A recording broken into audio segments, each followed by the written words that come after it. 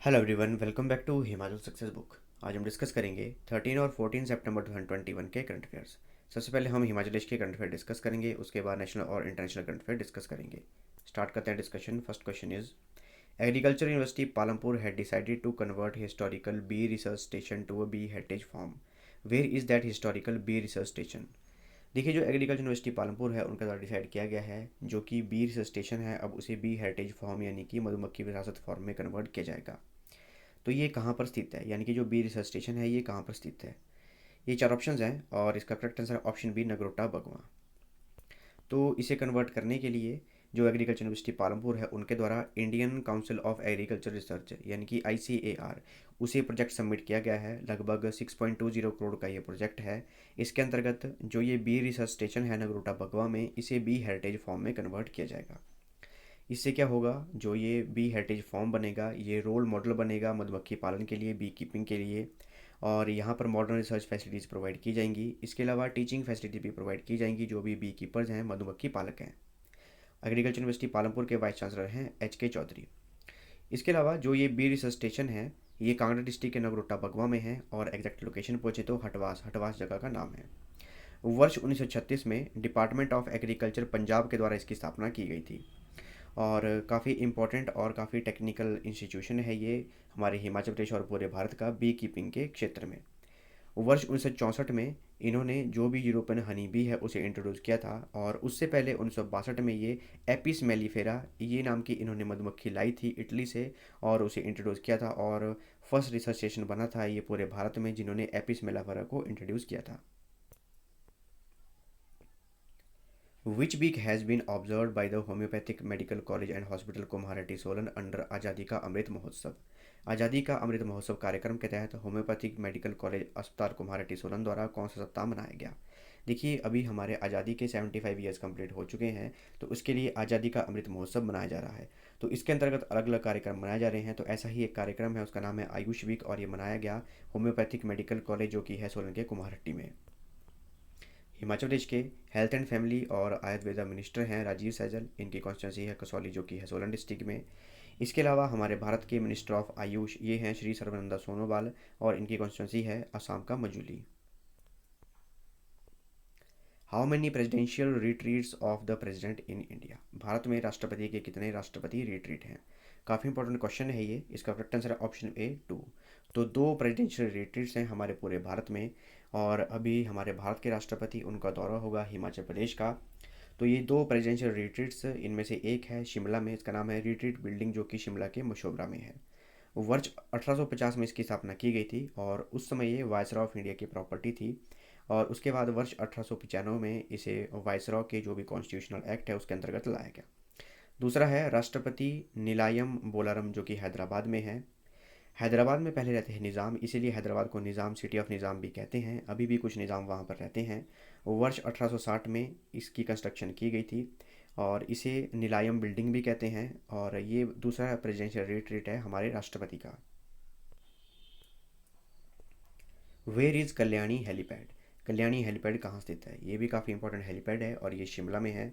इसे retreat helipad भी कहा जाता है और इसका यूज़ जो है राष्ट्रपति द्वारा किया जाता है। इसके अलावा अगर सरकार को इसका उपयोग करना है तो पहले राष्ट्रपति की परमिशन लेनी पड़ती है। जो हमारे राष्ट्रपति हैं उनकी परमिशन लेनी पड़ती है राष्ट्रपति भवन से, उसी के बाद इसका उपयोग कर सकते हैं। तो इसे कल्याणी रिट्रीट हेलीपैड के नाम से भी जानते हैं और ये शिमला में है।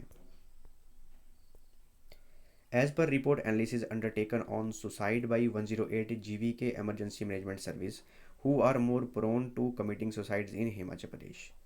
देखिए, जो 108 जीवी के आपातकालीन प्रबंधन सेवा है उनके द्वारा सुसाइड यानी कि आत्महत्या पर एक रिपोर्ट एनालिसिस की गई और विश्लेषण किया गया कि हिमाचल प्रदेश में सबसे ज़्यादा सुसाइड कौन कर रहे हैं।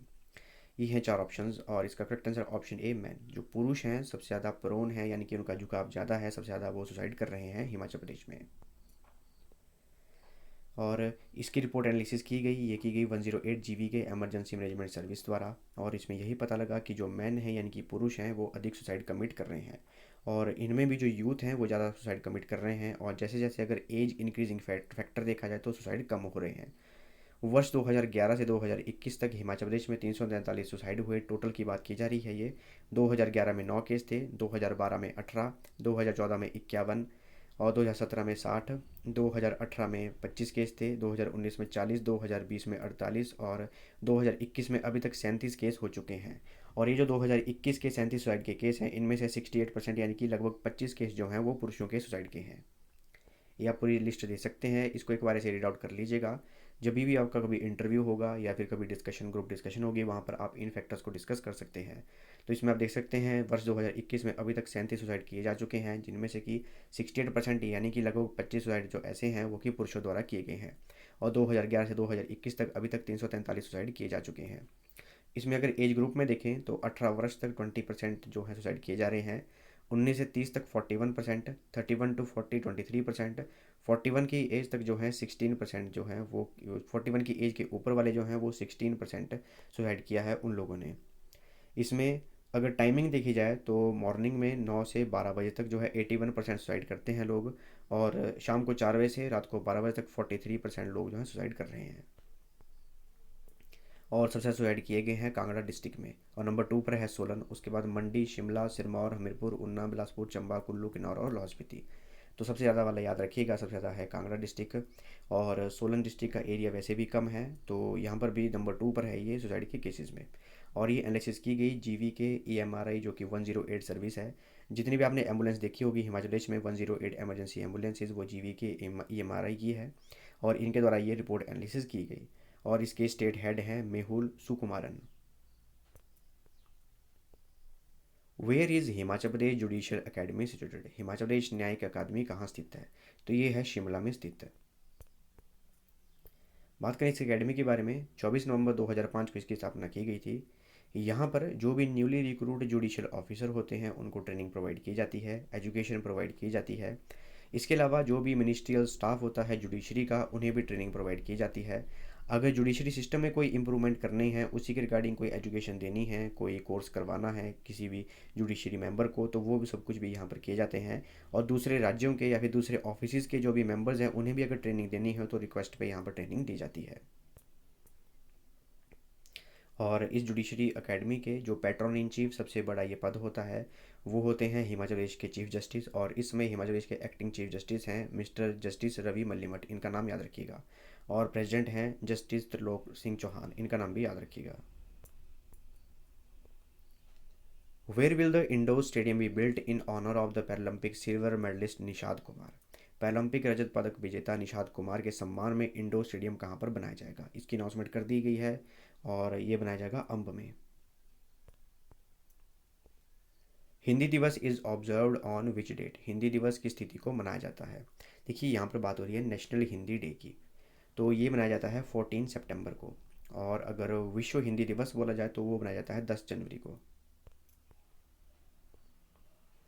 तो हिंदी दिवस यानी कि नेशनल हिंदी डे जो है वो 14 सितंबर को हर वर्ष हिमाचल भारत में मनाया जाता है। 14 सितंबर 1949 को जो हमारी संविधान सभा थी, उन्होंने यह निर्णय लिया कि हिंदी जो है भारत की राजभाषा होगी। और 14 सितंबर 1953 को पहली बार हिंदी दिवस मनाया गया। देखिए जो हमारा कॉन्स्टिट्यूशन है उसके आर्टिकल 343 के अंतर्गत हिंदी भाषा को अपनाया गया था। और 343 आर्टिकल में यानी कि अनुच्छेद 343 में लिखा गया है कि जो हमारा संघ है, यूनियन है, उसकी ऑफिशियल लैंग्वेज होगी हिंदी, जिसकी लिपि है देवनागरी। इसके अलावा आर्टिकल 351 में ये भी प्रावधान दिया गया है कि ये संघ का कार्य है कि वो हिंदी का प्रसार करे, और जो भी अपनी अभिव्यक्ति को प्रकट करना चाहता है तो हिंदी के माध्यम से अपनी अभिव्यक्ति को प्रकट कर सकता है। वर्ष 1977 में अटल बिहारी वाजपेयी पहले ऐसे व्यक्ति बने थे जिन्होंने कि संयुक्त राष्ट्र महासभा यानी कि यूनाइटेड नेशन जनरल असेंबली में हिंदी में भाषण दिया था। इसके अलावा विश्व हिंदी दिवस प्रतिवर्ष 10 जनवरी को मनाया जाता है। क्यों मनाया जाता है? क्योंकि 10 जनवरी 1975 को महाराष्ट्र के नागपुर में प्रथम विश्व हिंदी सम्मेलन हुआ था। और वर्ष 2006 में उस समय के प्रधानमंत्री मनमोहन सिंह ने यह अनाउंसमेंट की थी कि 10 जनवरी को हर वर्ष विश्व हिंदी दिवस मनाया जाएगा।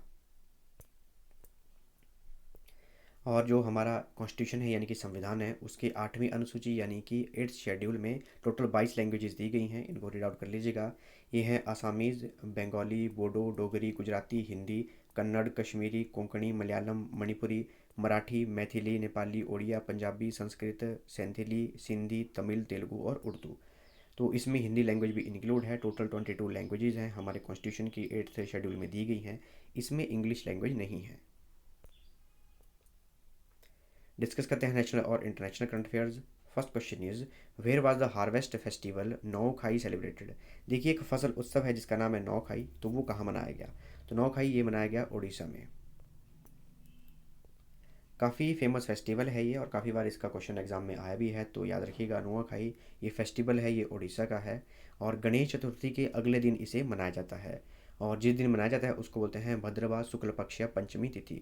आप इतना ही याद रखिएगा कि जो नौखाई फेस्टिवल है वो उड़ीसा में मनाया जाता है और ये फसल का उत्सव है। उड़ीसा की कैपिटल है भुवनेश्वर, गवर्नर है गणेशी लाल और चीफ मिनिस्टर हैं नवीन Patnaik. Name the state that was ranked first by the Ministry of New and Renewable Energy for installation of off-grid solar pumps under PM Kusum scheme. देखिए, जो PM कुसुम स्कीम चलाई गई है जिसके अंतर्गत जो भी हमने सोलर पंप वगैरह इंस्टॉल करने हैं, तो उसमें सबसे ज़्यादा सोलर पंप इंस्टॉल किए गए, तो इसमें नंबर 1 राज्य कौन सा रहा? तो ये रहा हरियाणा। और नंबर 1 रैंक दिया गया है ministry of new and renewable energy द्वारा हरियाणा को। हरियाणा की कैपिटल है चंडीगढ़ और यहाँ के चीफ मिनिस्टर हैं मनोहर लाल खट्टर और गवर्नर हैं Bandaru Dattatreya. Name the educational institute that has signed an MOU with Indian Air Force for academic and research collaboration in aerospace technology। तो एयरस्पेस टेक्नोलॉजी में एक इंडिया का इंस्टीट्यूट है, यानी कि एक आईआईटी है, उसके द्वारा एक एमओयू साइन किया गया है एयरफोर्स के साथ। तो वो कौन सा आईआईटी है? करेक्ट आंसर है option 4, IIT Kanpur. Who recently got elected as the prime minister of Morocco. तो मोरक्को के नए प्रधानमंत्री कौन बने हैं? इनका नाम है ऑप्शन बी, करेक्ट आंसर है अजीज़ अखानवॉच। अजीज़ अखानवच ये नए प्राइम मिनिस्टर बने हैं। और अगर मैप में देखें तो यहाँ पर देख सकते हैं ये इंडिया है और ये है मोरक्को। मोरक्को के नए प्राइम मिनिस्टर बने हैं। मोरक्को की कैपिटल है रबात और करेंसी है Moroccan dirham. India has collaborated with which country to launch strategic clean energy partnership 2021। तो भारत ने एक कंट्री के साथ पार्टनरशिप की है स्ट्रेटेजिक क्लीन एनर्जी पार्टनरशिप 2021 के लिए, यानी कि रणनीतिक स्वच्छ ऊर्जा भागीदारी के लिए। तो ये काफ़ी इंपॉर्टेंट है हमारे लिए एग्जाम पॉइंट ऑफ व्यू से भी। इसका करेक्ट आंसर है ऑप्शन ए, यूएसए। तो यूएसए के साथ जो भी हमारे एमर्जिंग फ्यूल्स हैं उनके लिए स्ट्रेटेजिक क्लीन एनर्जी पार्टनरशिप की गई है भारत के द्वारा। और जो एनर्जी हमारे एमर्जिंग जो फ्यूल हैं उनको एरिया ऑफ कोऑपरेशन में लाया जाएगा और उन्हें as a fifth pillar treat किया जाएगा। इसके अलावा India US task force on biofuel ये भी इस्टेब्लिश की जाएगी ताकि इस कोऑपरेशन के ऊपर ध्यान रखा जाए। At which center of Bharat Heavy Electronics Limited, India's first indigenously designed high ash coal gasification based methanol production plant has been inaugurated। देखिए, भारत का स्वदेशी high ash coal gasification based methanol production plant जो है वो कहाँ पर लगाया गया है? और ये लगाया गया है BHEL द्वारा। तो इसे तेलंगाना के हैदराबाद में लगाया गया है। तो इसको याद रखिएगा, भारत का पहला ये स्वदेशी है और ये high ash coal gasification based methanol production plant है, तेलंगाना के हैदराबाद में से लगाया गया है। और जो BHEL यानी कि भारत हैवी इलेक्ट्रॉनिक्स लिमिटेड, इसके चेयरमैन एंड मैनेजिंग डायरेक्टर हैं डॉक्टर नलीन सिंघल और हेडक्वार्टर है इसका न्यू दिल्ली में। In which country was the 5th world conference of parliament speakers held. संसद वक्ताओं का 5वां विश्व सम्मेलन किस देश में आयोजित हुआ? तो इसे आयोजित किया गया था ऑस्ट्रिया में। ऑस्ट्रिया की कैपिटल वियना में इसे आयोजित किया गया था। और इसका नाम भी याद रखिएगा, 5th world conference of speakers of parliament 2021। तो वर्ल्ड के जितने भी पार्लियामेंट के स्पीकर्स हैं वो सभी के सभी इसमें पार्टिसिपेट करते हैं और इंडिया की तरफ से रिप्रेजेंट किया गया हमारे भारत के लोकसभा के स्पीकर ओम बिरला द्वारा। ऑस्ट्रिया की कैपिटल वियना में ये आयोजित किया गया था और ये वर्चुअली कॉन्फ्रेंस आयोजित की गई थी। और इसे Austrian parliament, inter parliamentary union, काफ़ी इंपॉर्टेंट यूनियन है, अगली स्लाइड में हम इसको डिस्कस करेंगे, और यूनाइटेड नेशन, इन तीनों के द्वारा इसे मिलकर ऑर्गेनाइज किया गया था। और इस बार की थीम थी parliamentary leadership for more effective multilateralism. याद रखिएगा थीम को भी, parliamentary leadership for more effective multilateralism. बात करें ओम बिरला की तो 17th स्पीकर हैं हमारे लोकसभा के और इनकी कॉन्स्टिट्यूंसी है कोटा जो कि है राजस्थान में। Who is the current secretary general of inter parliamentary union. अंतर संसदीय संघ के वर्तमान महासचिव कौन हैं? इसका करेक्ट आंसर है ऑप्शन ए, मार्टिन चुंगोंग। तो जो इंटर पार्लियामेंट्री यूनियन है काफ़ी इंपॉर्टेंट यूनियन है, इसको याद रखिएगा। इसे वर्ष 1899 में पेरिस में स्थापित किया गया था और इसका हेडक्वार्टर जो है वो स्विट्जरलैंड की जिनेवा में है और इसके सेक्रेटरी जनरल हैं मार्टिन चुंगोंग। इनका नाम याद रखिएगा। Who has represented India at the 74th session of the WHO South East Asia Regional Office। तो जो WHO की दक्षिण पूर्व एशिया क्षेत्रीय कार्यालय का 74वां सत्र था उसमें भारत का प्रतिनिधित्व किसने किया? तो इसका करेक्ट आंसर है ऑप्शन बी, भारती प्रवीण पवार ने। भारती प्रवीण पवार ने क्यों किया? क्योंकि ये हमारे भारत के ministry of health and family welfare की मिनिस्टर ऑफ स्टेट है। याद रखिएगा, जो हमारा health and family welfare department है उसकी मिनिस्टर ऑफ स्टेट हैं भारती प्रवीण पवार, और इन्होंने रिप्रेजेंट किया इंडिया को वर्ल्ड हेल्थ ऑर्गेनाइजेशन के south east Asia regional office की 74th सेशन में, और ये सेशन ऑर्गेनाइज किया गया था नेपाल द्वारा। इसके अलावा WHO का जो south east Asia regional headquarter है वो है न्यू दिल्ली में, और हमारे health and family welfare union minister वो हैं मनसुख मंडाविया, जो कि राज्यसभा के सांसद हैं गुजरात से। ये थी हमारी डिस्कशन, और अगर आपको इस सेशन की PDF चाहिए तो आप टेलीग्राम चैनल से ले सकते हैं। टेलीग्राम पे सर्च कीजिए हिमाचल सक्सेस बुक, और वहाँ से आप इस सेशन की PDF प्राप्त कर सकते हैं। मिलते हैं नेक्स्ट डिस्कशन में। Thanks for watching video, do like share and subscribe my channel.